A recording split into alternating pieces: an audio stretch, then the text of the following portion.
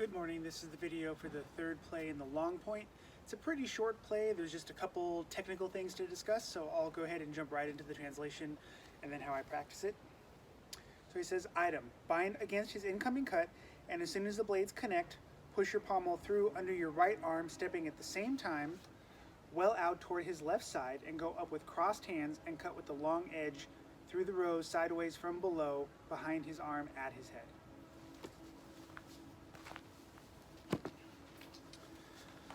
So we're coming into the same bind position. What he's telling us to do is as soon as the blades connect, we're going to shove our pommel under our right arm, stepping way out to the side, cutting kind of behind and up into his head. That's the whole play. The technical thing to be careful about is that I see a lot of students when I teach this play or this motion, they come here and they're very lead hand dominant. They kind of try to push it with the lead wrist. That really doesn't work and gives you a pretty weak cut.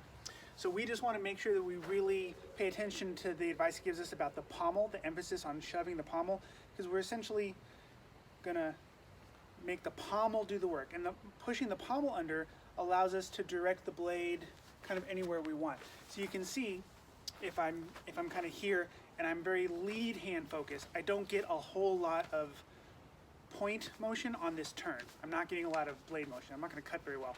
But if I focus on the pommel, I get a lot more blade motion if I really focus on the pommel hand. So as I talk about a lot in class, if you're ever with me, I emphasize the pommel quite a bit, and that's what we're working on today.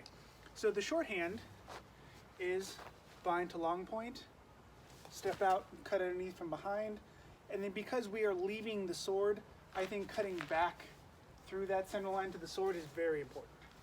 So one more time, the shorthand, bind to long point, cut behind the sword with a step out, cut back onto the weapon.